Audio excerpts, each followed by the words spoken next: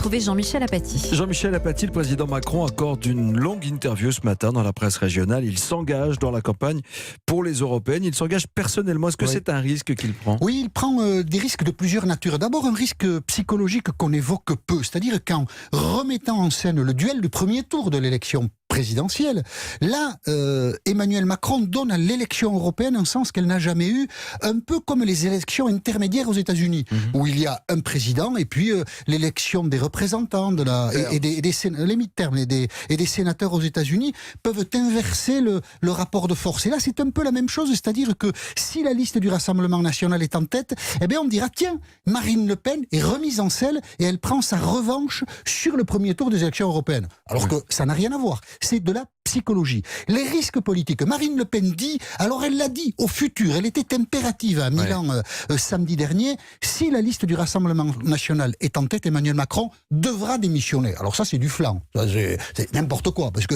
Emmanuel Macron restera en poste, évidemment. Il ne changera peut-être pas, sans doute pas, on n'en sait rien, de Premier ministre. Mais ça va l'affaiblir politiquement parce que, évidemment, dans une société déjà fracturée par les Gilets jaunes, une forme de défaite aux élections européennes rendra plus difficile la réforme des retraites, par exemple, rendra complexe la réforme qu'il veut introduire, la PMA, c'est-à-dire une réforme de société importante, on dira Emmanuel Macron, mais vous avez vu un peu votre base électorale de la présidentielle aux européennes, tout ça n'est pas très solide, faire des réformes de cette nature, donc ça impacte un peu la force politique d'Emmanuel Macron. Et son projet européen.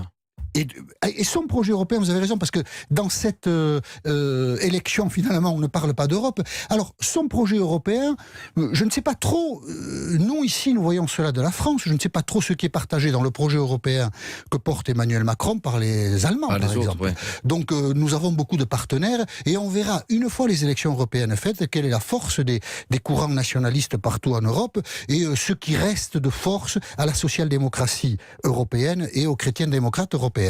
Il y a une autre dimension quand même qu'il faut évoquer au travers de cette interview d'Emmanuel Macron.